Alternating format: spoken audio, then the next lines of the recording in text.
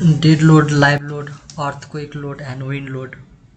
Okay, these are all classifications of loads, nature of loads. Okay, Hmm. my question is, what classification based on application of load,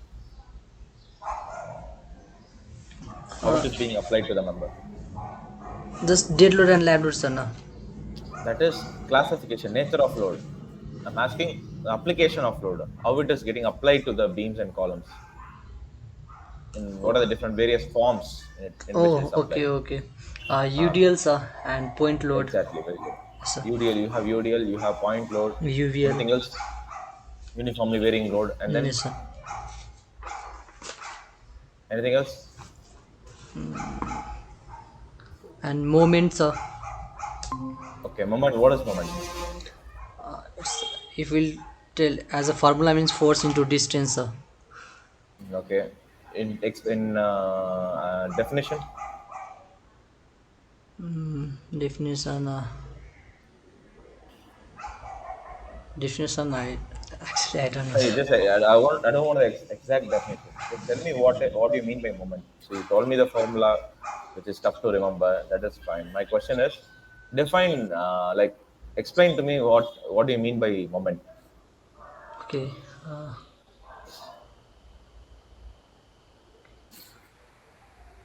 Load cover load which is no, no, no, no. You know the formula, right? So that's fine. I'm asking. So if I say point load, I know that the load will be acting on only on that Yes, point. sir. So it's also called as concentrated load. The same way UDL means it is spread out evenly throughout the particular line of axis and all that. That is fine. So I want an explanation like this for a moment. What do you call a moment actually? Distance covered by the load, sir. So by meaning distance covered by the load means the impact of that load, the Okay. distance of the impact of the load covered is called as moment. Is that what you're saying? Let's say I apply a load. Because Okay. of that load to a certain distance, there is an impact. So is that called a moment? Yes, Hello? sir. Yes, sir. No, I'm asking you, is it right? Yes, sir. It's right. Okay. Oh yeah, half-heartedly saying right. Tell me if Okay. it's wrong. Hmm? What, sir? You're hesitatingly saying right. No, tell me if it is wrong. Let us see in Google itself. I have this doubt for a long time. What is the difference between a load and a moment? Oh. That's why I'm asking you.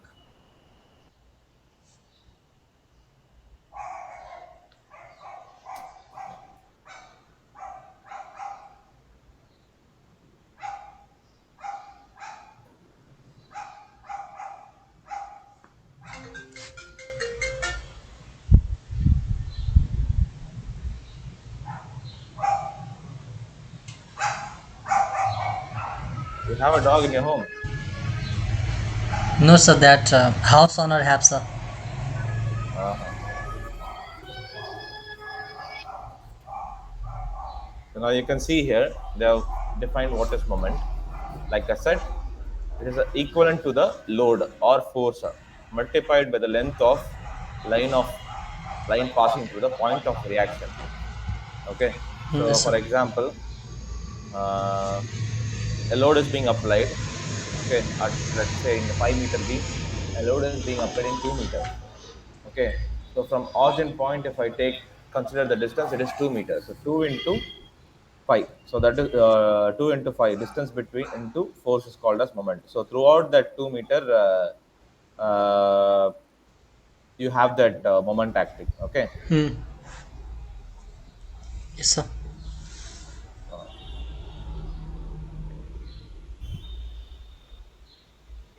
one second.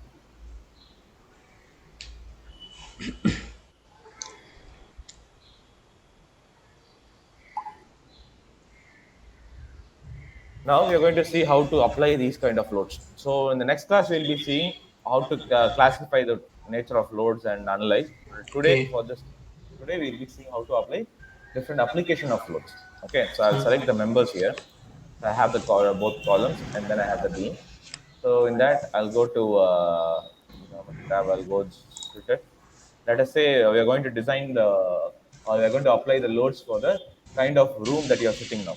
Okay, your room that you are sitting has, let us assume that it has four columns, and we have four beams on the top, and on top you have another four. Let us imagine. Okay, Yes, sir.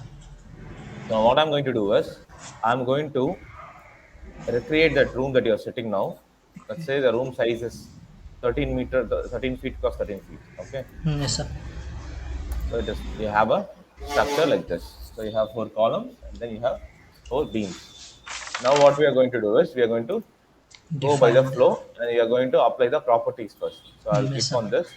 In this properties, I'll go and click on define.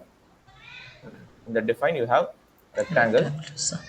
So in that rectangle, you have the dimensions to be given. So let us say for column, I'm giving 0.45 and 0.3, and for beam, I'm giving zero point 0.3 cross zero point 0.3 add. So we have two members, and this has to be applied only for the columns. So I'll just select the columns alone. Since this being a simple structure, Okay. I'm able to select using the cursor itself, select it, and then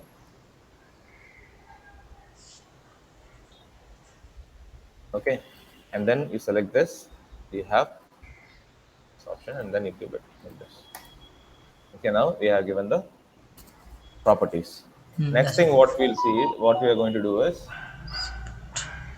supports. Yes, sir. Supports, we have many types of supports. I'll go with fixed support since we are going to give that to the footing. So I'll use the cursor to assign it. So I'm just going by the flow here.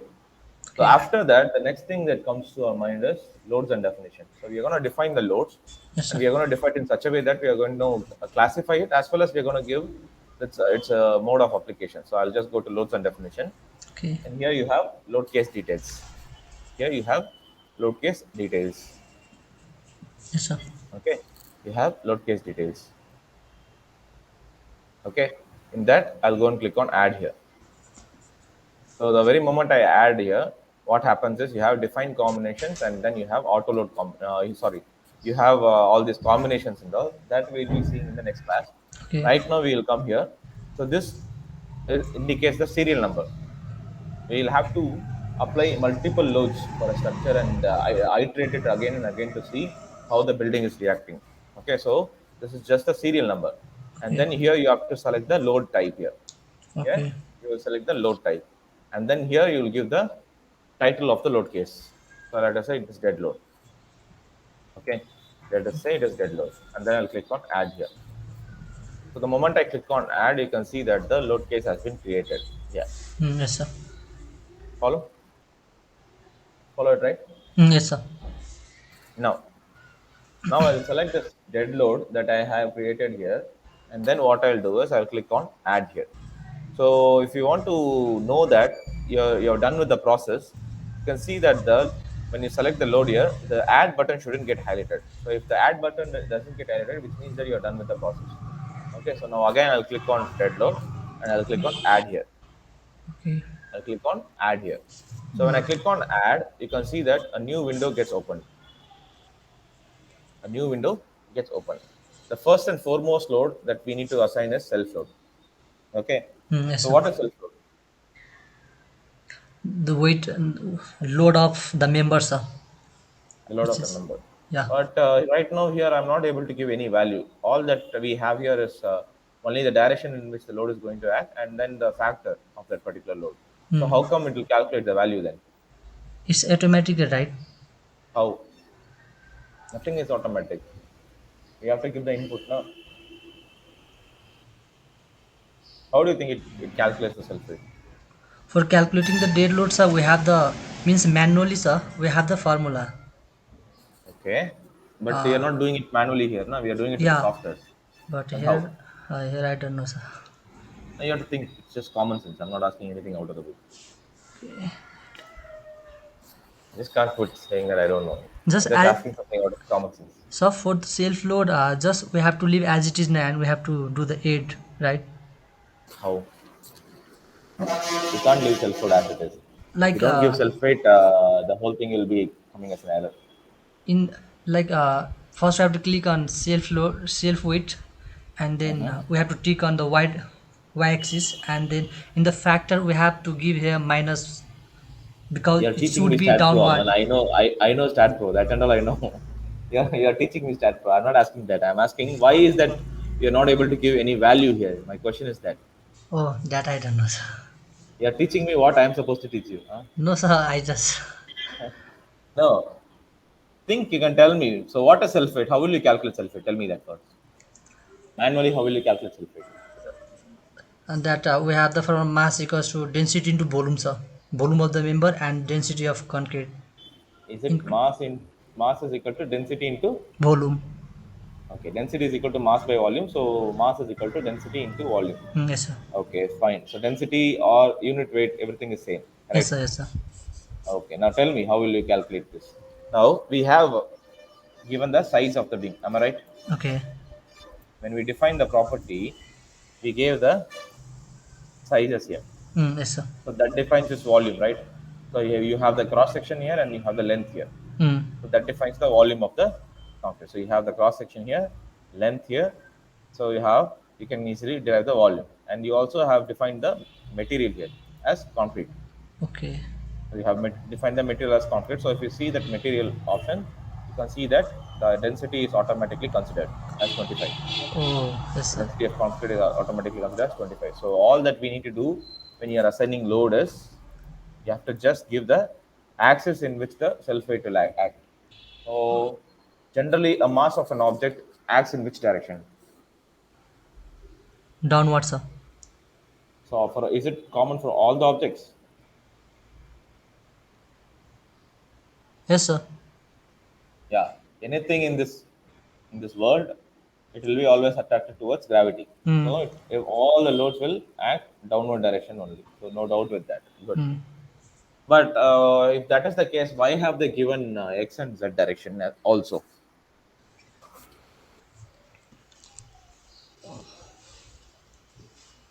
That is the case. If they're given only y axis, no, then why have they given x and z axis? Uh, that I don't have ideas. Now you have to think. When do you think the members of a structure sulfate will act in x and z axis? Oh, in the breeze, sir. No, no, yeah. The Breeze. breeze, if a building is shaking, then do you think you have designed a good building? Yes, I know. You are almost close to the answer. Think.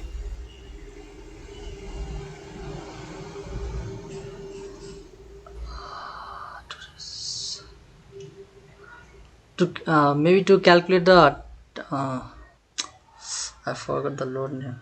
Tensor not times. In what condition the members of the building's self weight will act in x and z direction? So what if this is a intro question? So you would have mentioned that you have learned all the softwares in resume, but this is a very basic question. Yes, sir. This requires common sense. It doesn't require subject knowledge or anything. So maybe sir, when the member are in inclined position, like some are So now let us say you're doing incline push-ups. So you do you work out? no like struts or like No, no, do you work out? Do you do exercise and all? So any object that is in an inclined position, do oh you yes think it sir will not act in truss. in thrust also? Even if the member is inclined, also the load will act in the downward direction only. All the load will ultimately act in the downward direction only. There's Okay. no need for even if it is in slanting position also. If you're let us say you're doing an incline push-ups slantingly, do you think your load will be in x or z direction? Your load will be in downward direction only to make a perpendicular connection with the plane in which you're standing. So all the loads will act in downward direction only. Then why should they give x and z axis? In what condition will the members of a building sulfate will act in x and z direction? If you understand the question, you will Yes sir, answer. I got your questions about I didn't got answer means. Answer is not coming in my mind, sir. Okay. When do you think the members of a building will move in X and Z direction? In the flexor members, sir, like when the load is applying the. What is flexural member? If you keep at technically answering me, then I'll also go deep into technical. Okay. What is flexural member? Oh, the member which can bend, sir, All the after members will bend, applying right? the loads. No, Column will like, bend, beam will bend, everything will bend. but column not, no, sir. Column it's a compression member. Column will bend, no. Compression only. Column will deflect, right? Yeah. In order to counter that deflection only, we are providing concrete and steel, right? Yes, sir. So how can you say that it is not a flexural member? So you mean to say flexural member is something which experience tension force, Okay. tensile force? Is that the right answer? My question is, when do you think a building's components will move in X and Z direction? So that its sulfate will also move in X and Z direction. I've given you the answer almost. Yes.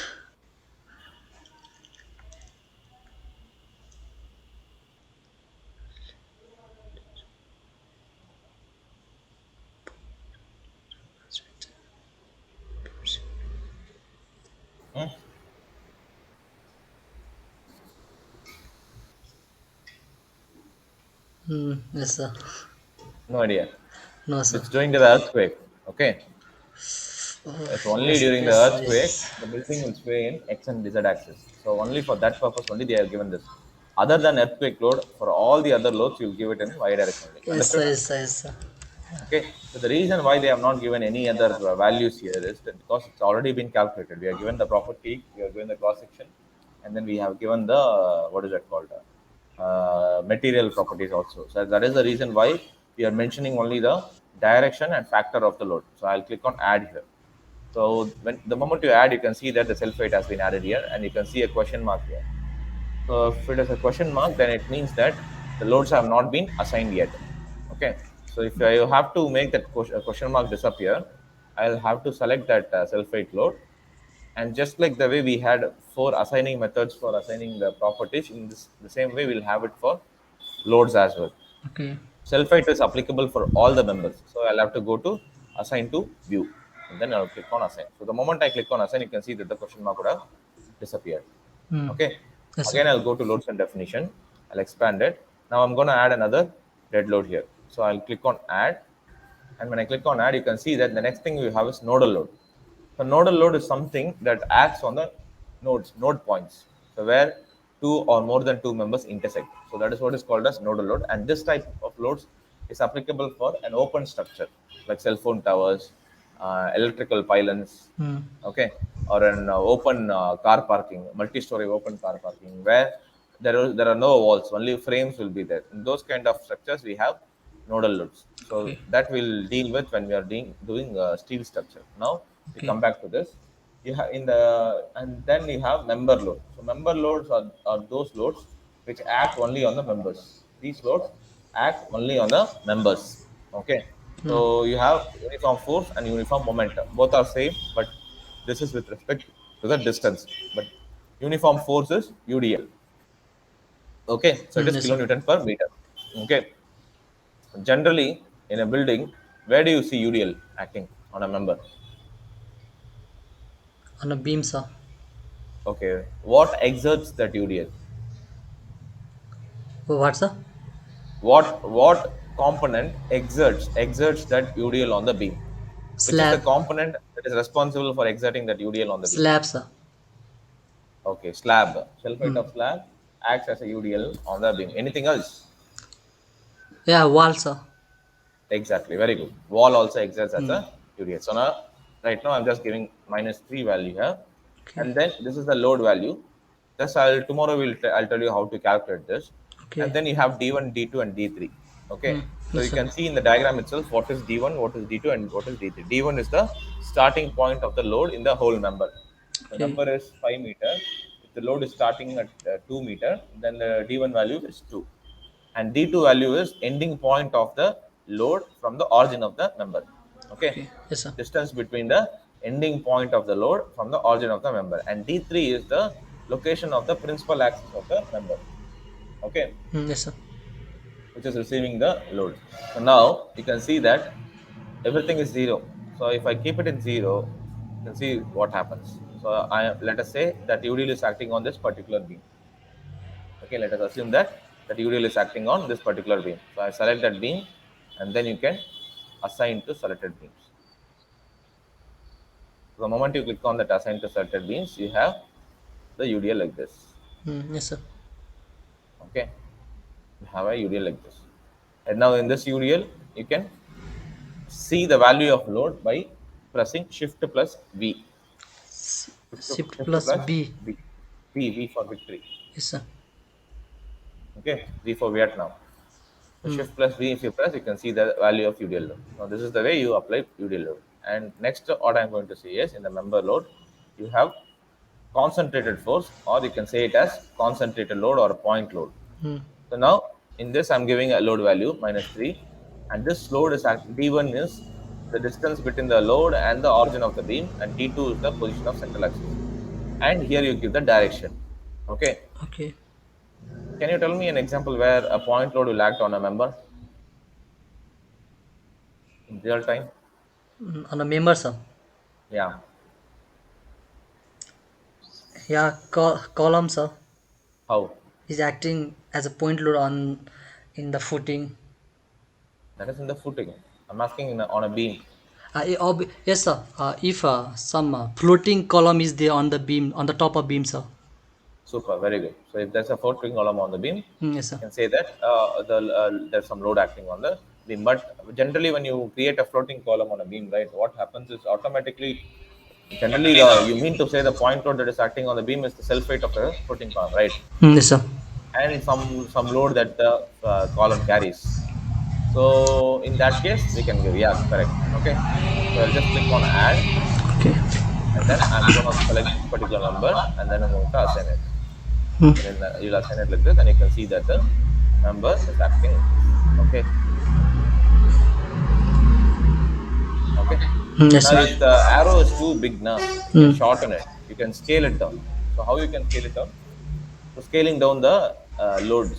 So right click on this anywhere here. Right Okay. click anywhere over here, and then you have structure diagrams, Hmm. and then you have structure diagrams. Okay. Here you have scales here. Okay. Here you have scales, and then in that scales you can see that point force, distance force, everything is there. You can click on this apply immediately. Hmm. Click on this apply immediately option, and then you can just, if you increase it, you can Oh. see that the size of the arrow is reduced. Yes, sir. Okay, apply, and then you click on OK. Just apply it, and then you click on OK. Fine. Yes, sir. So this is what is called as point load.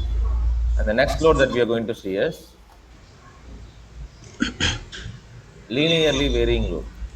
Okay. Okay, there are two types of linearly varying load.